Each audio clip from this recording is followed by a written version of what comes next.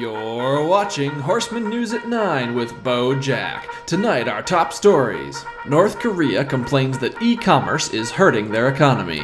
Archaeologists have found a Canadian Declaration of Independence that may have been written before the United States. And, in a tragic mishap, Russia accidentally invaded itself. All this and more. Stay tuned. I'm Bo. Good evening. Today, more and more businesses are going digital. The explosion of e-commerce has caused booms in the economies of many developed nations, but in others has actually proved to be problematic. The supreme leader of North Korea has expressed frustrations with the situation and asked Interpol for stricter enforcement of internet trade laws. North Korea, who has been buffeted by international sanctions and suffering through droughts for decades, earns most of its profits via illegal sales of weapons and drugs on the black market. With more and more black market transactions going digital, the communist regime has reported that their exports have declined. Analysts have proposed the theory that so few citizens of the DPRK have access to the internet that the rogue nation sellers are having a difficult time locating potential customers. Underground trades of weapons that would normally occur in person through face-to-face contact with agents are now being arranged on the dark web. In a day where illegal weapons can be traded freely and anonymously online, my people are suffering. The supreme leader of the DPRK expressed his frustrations to the United Nations in an address Monday. The United States FBI said that, in response to this latest revelation, they would stop investigating illegal trades online. That is your top story for the hour. In other news, construction workers have recently unearthed a particularly controversial document while constructing a new skyscraper in the city of Toronto. The artifact was revealed to be a Declaration of Independence written by Canadians.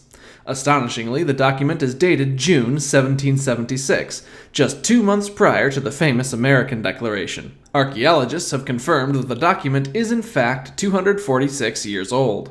The declaration was signed by the Governor of Canada and cites several grievances against the British Crown as justification for separation.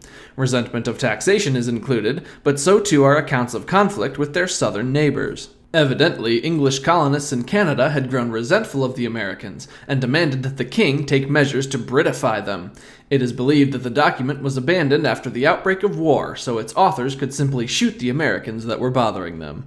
With that, Horseman News will return after a short break. Introducing the new iPhone 69, our latest model with the fastest processing power yet. 4 cores and 64 gigabytes of RAM mean the phone is ideal for mobile gaming, as well as lightning-fast app installation and task management. Our engineers have removed even more features to ensure your experience is as ergonomic as possible. With a completely voice-activated interface and 10 individual camera lenses, the iPhone 69 is your best choice for state-of-the-art mobile computing. Pre-order today. Welcome back. Next up is Horseman News Sports. The game of golf is rapidly expanding to new frontiers, but most recently failed to make inroads in the African country of Djibouti. The small nation on the edge of the Red Sea is primarily desert, and the Djiboutian National Golf Course was constructed over 6 kilometers of sand. The course was originally designed by the Prime Minister and intended to give foreign ministers a leisure activity while waiting for their audiences with the President. However, criticism has stricken the course. I came here to play a nice round of golf, but in the end, the entire course is a bloody sand trap. Speaking for a nation who invented golf, I find the entire notion of golf in a desert preposterous. I've already broken 3 sand wedges today. Well, some say the course's design is flawed, others believe that Djibouti simply lacks the rich population necessary to sustain a proper golf course. That's all from the sports world today. In an astonishing mix-up, several thousand Russian troops accidentally invaded their own country. The 28th Line Corps received orders Thursday morning to cross the border from Russian Crimea into occupied Ukraine, but instead crossed the Crimean Bridge into Krasnodar Krai.